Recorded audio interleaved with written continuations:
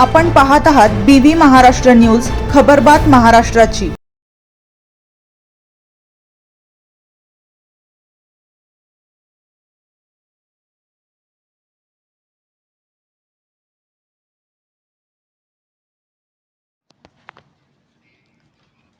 शासनाला खोटी माहिती दिल्याप्रकरणी जामोटी ग्रुप ग्रामपंचायत सरपंच अपात्र।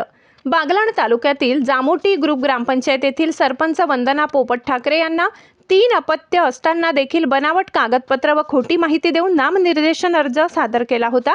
या प्रकरणी अर्जदार सखुबाई रोडू साबळे व इतर सदस्यांनी नाशिकच्या विभागीय अप्पर आयुक्त यांच्याकडे अपील अर्ज केला होता।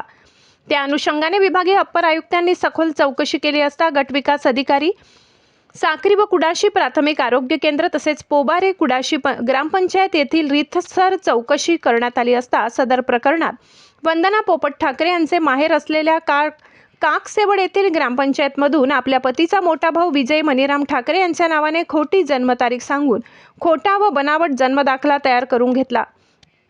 या प्रकरणी गटविकास अधिकारी यांच्या अहवालानुसार सरपंच वंदना पोपट ठाकरे यांचे वडील यशवंत चौरे पती पोपट मनीराम ठाकरे व पतीचे भाऊ विजय मनीराम ठाकरे यांच्या सांगण्यावरून सदर जन्माची नोंद केली गेली। दाखला तयार करण्यात आला, त्याचा दुरुपयोग सरपंच यांनी निवडणुकीसाठी केल्याचे दिसून आले। चौकशी दरम्यान 3ही अपत्य हे सरपंच वंदना पोपट ठाकरे यांचे दिसून आले। या प्रकरणी धुळे जिल्हा परिषद यांच्याकडून सदर ग्रामसेवक व कर्मचारी यांच्यावर आपली जबाबदारी योग्य रीतीने पार न पाडल्याप्रकरणी कारणे दाखवा नोटीस बजावून खुलासा मागवण्यात आला। तसेच दोषारोपपत्र सादर करून पुढील कारवाई केली जात आहे। सर्व पुरावे बघता विभागीय अप्पर आयुक्तांनी दिनांक 25/3/2026 रोजी निकाल घोषित करून सरपंच वंदना पोपट ठाकरे यांना अपात्र घोषित केले। अर्जदारांकडून advocate Bharatbhushan L Lokhande, advocate Dhananjay G Deore Malegaon यांनी जोरदार युक्तिवाद केला। BV न्यूज महाराष्ट्रासाठी चीफ ब्युरो।